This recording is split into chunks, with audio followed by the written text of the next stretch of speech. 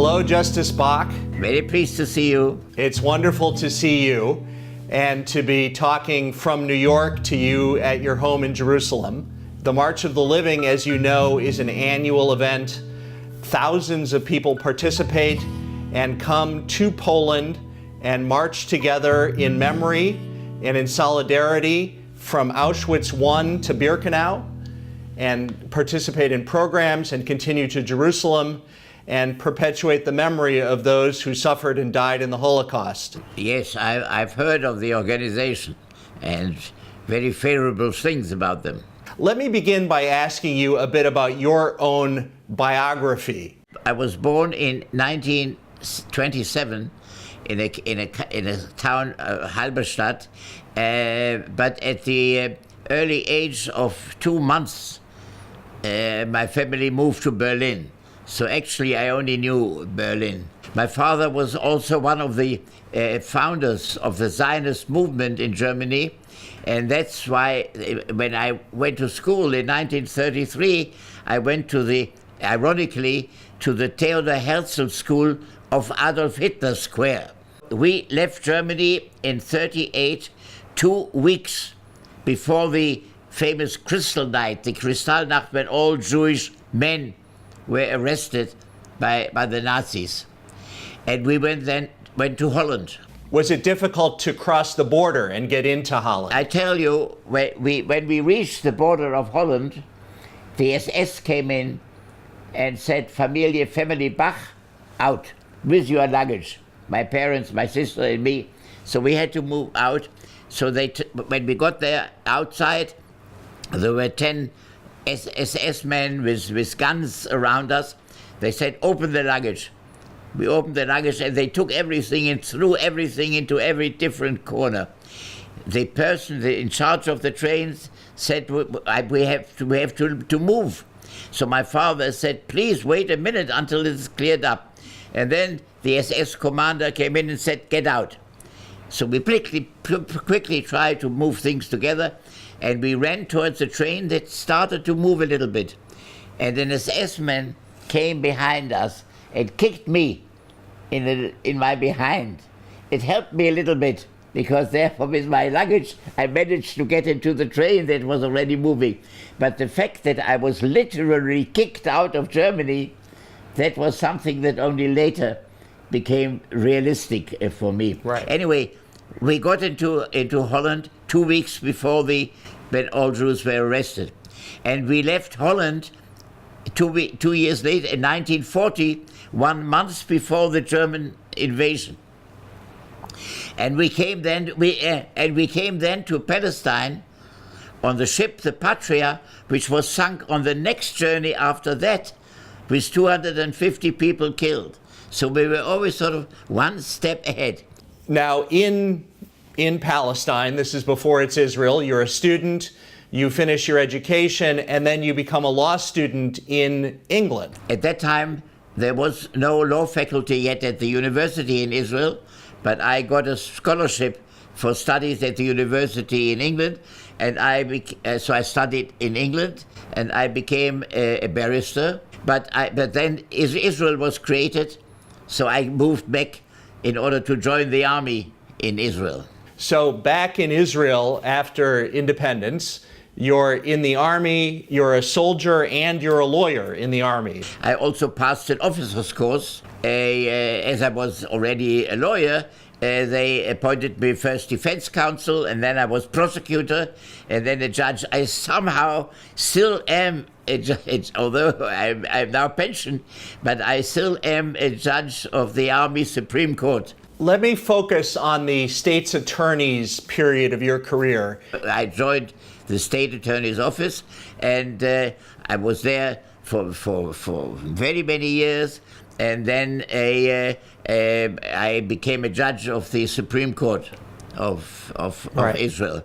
2 days after Eichmann was caught and brought to Israel, the Minister of Justice called me, I was then Deputy State Attorney, and said, Mr. Bach, most probably you are going to be one of the prosecutors in the trial. But I want to ask you, would you be prepared also before that to be in charge of the whole investigation? against Eichmann. I agreed, of course, and for 9 months I lived in a hotel in Haifa, and every morning I went to the prison where Eichmann was kept. I will never forget a man called Rudolf Höss. He was the commander of Auschwitz, and he was executed a long time before that in Poland. But before he was executed, he wrote his autobiography. And I read a chapter where he described how they had many days where they killed 1,000 Jewish children a day. And he described how the children used to kneel down sometimes to escape. And he added, when I and my colleagues had to push the children into the gas chambers, my knees were getting a bit wobbly sometimes. But he added, but I always felt ashamed of this weakness of mine after I talked to Obersturmbannführer Adolf Eichmann, because Eichmann explained to me that it's especially the Jewish children that have to be killed first. He said, because where is the logic that you kill a generation of older people and you leave alive a generation of possible avengers who might afterwards create that race again? 10 minutes after I read that, the police came in and said, Adolf Eichmann wants to see you. So I must tell you, when I just read that, and I heard his steps outside, he was sitting opposite me about a yard away, it was very difficult to keep a poker face at that moment. So during this investigative phase, you're supervising a staff of police officers who are gathering and reviewing evidence. Where were they getting their evidence from? The German government sent us all the documents of all the ministries, and of the SS, and the SR, and of the army. And they also told me by phone, whatever we need, they will always help us. There were documents of incredible importance, 100,000 Jews to be killed here, 200,000 here, and so on. That, of course, was very important. But for me, the things that really keep in my memory, which I will never be able to forget, in every country of Europe, there always was an attempt to save one Jewish family or one Jewish person for special reasons. And there they sent letters to Eichmann. And Eichmann had to reply whether he agrees or whether not he does not agree to let someone off. But these were all questions of time, because if someone wrote a letter to Eichmann, and the policeman brought me that, until I saw the reply of Eichmann, a few thousand more letters had to be examined. And it took a few days or weeks until I saw the reply. So I dreamt at night that someone of these Jewish families, of these Jewish persons, must be saved.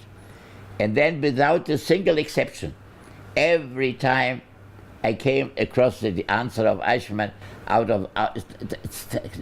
impossible, I don't agree. One day, the person in France, who was in charge in France of Paris, a German general, the commander of Paris, he wrote to Eichmann that there was a Jewish professor, Professor Weiss, an expert on radar. And he lived in Paris with his wife. And this general wrote that this man was a particularly expert. He had a lot of patents on radar, and it was very important for the German army to question him on the strength of what the German experts had found on radar. And therefore, he insists that this man and his wife should not be deported to Auschwitz. Now, here I dreamt that here in the middle of the war, a German general, one Jewish person and his wife, an expert on radar, here he must agree. So, but it took about a week, and then I saw the reply of Eichmann. No, I don't agree. A few days later, a note. The German general had called Eichmann by phone and had said, "How dare you counter my order? I am a German general." So Eichmann said that I'm an Obersturmbannführer of the SS and I don't care what rank you have in the army. A few days later, and Eichmann writes to this general, I have examined the matter further, and I found out that the German army has already taken over all the patents on radar of this Jew. Therefore, I see no reason even for one more day to postpone the deportation of this man. And then notice that this man and his wife had been sent to death.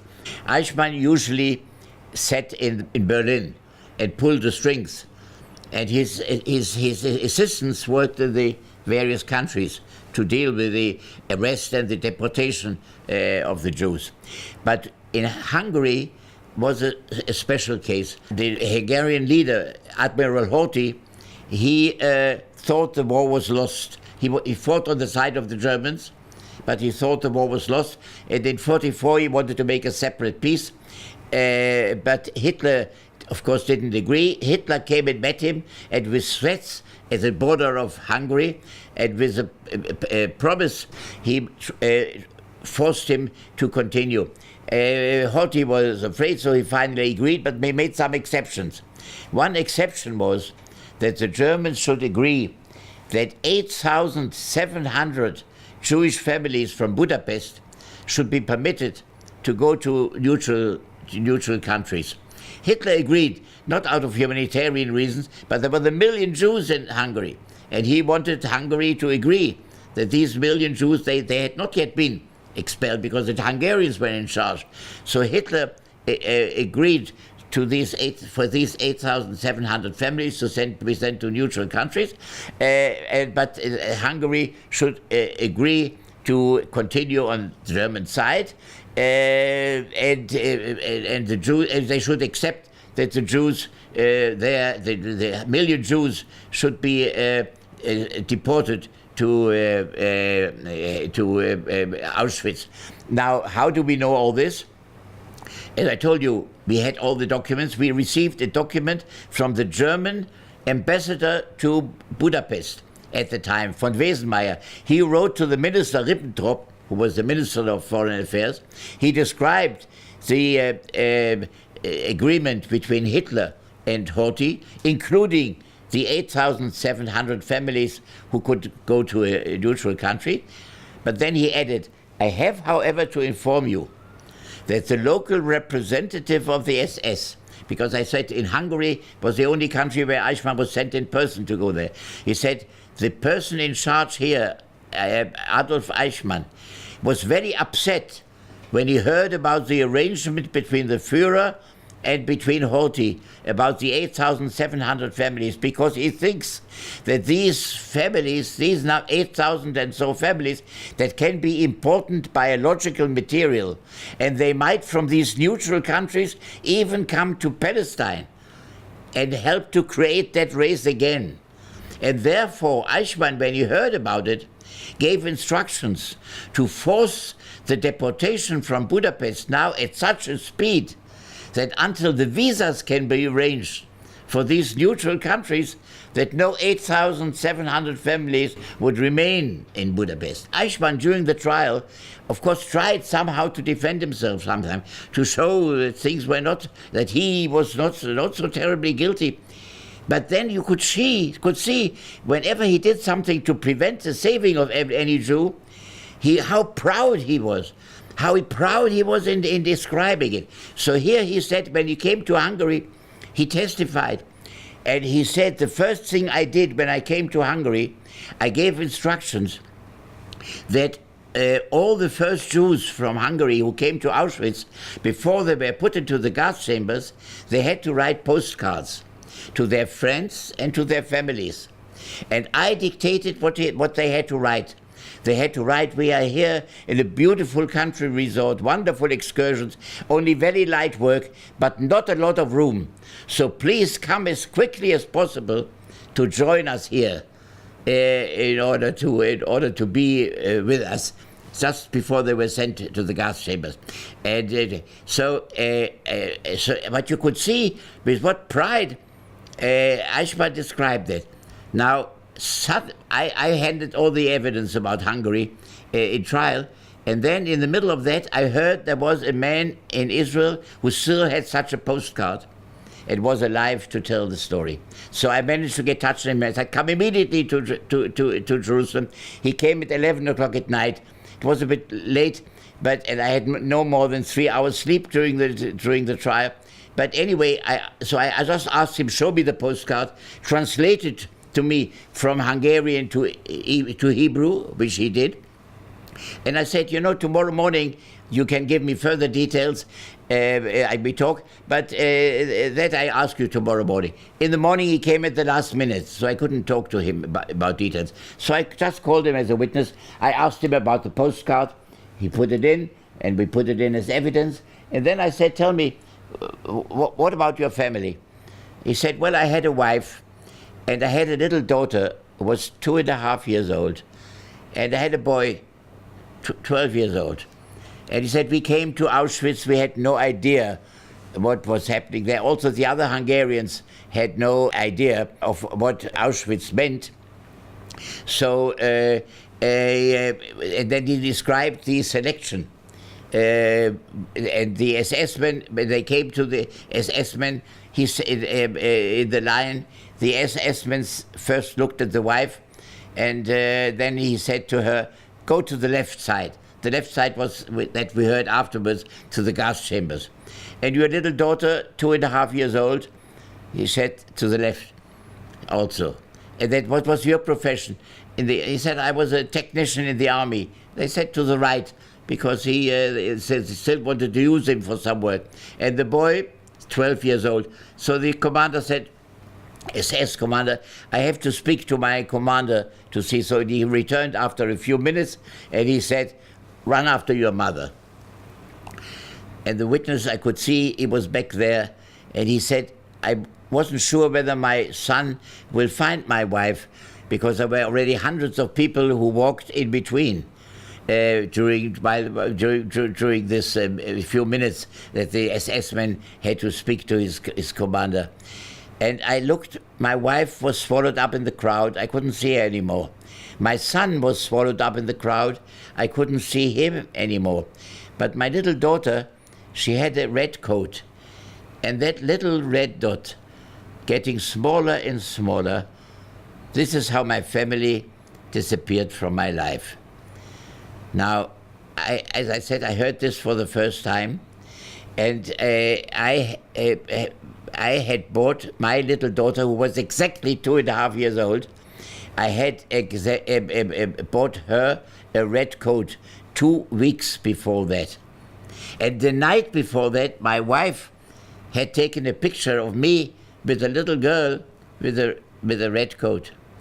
So when the witness said that about the 2.5 years daughter, and how this little red dot getting smaller and smaller, this is how his family disappeared from my life, I suddenly couldn't utter a sound. The witness recovered, waited for the next question. The judges gave me a sign to continue. The television was on me, and it took about 3 or 4 minutes. I started playing with my documents, but until I managed to get under control again. But I must tell you, that was the only moment in the trial where suddenly I just couldn't utter a sound anymore. At the end of the trial, obviously the judges convict Eichmann, sentence him to death. If any person deserved that, it was him. Any person deserved this punishment. So what were the various effects of the Eichmann trial? What impacts did it have? Well, there are many things. First of all, in Israel, I had many teachers who applied to me before the trial and also during the trial at first. And they said, many of our young people don't want to hear details about the trial because they are a bit ashamed. A young Israeli can understand that you can be hurt fighting, that you can be killed fighting. But the fact that millions of people let themselves be killed without really defending themselves, Israelis don't want to hear that.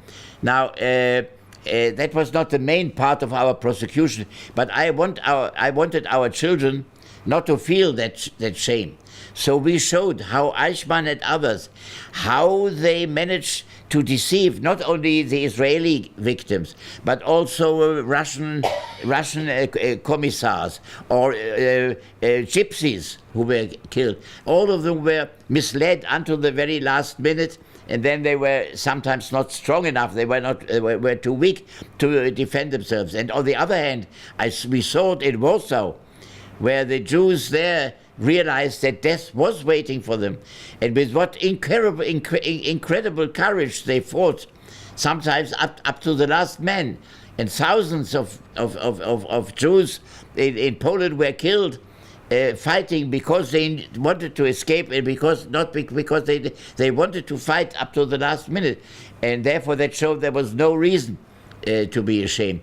And that really caused our young people after the Eichmann trial to want to visit Poland, to visit the death camps. And it's happening now practically every year. That was in Israel.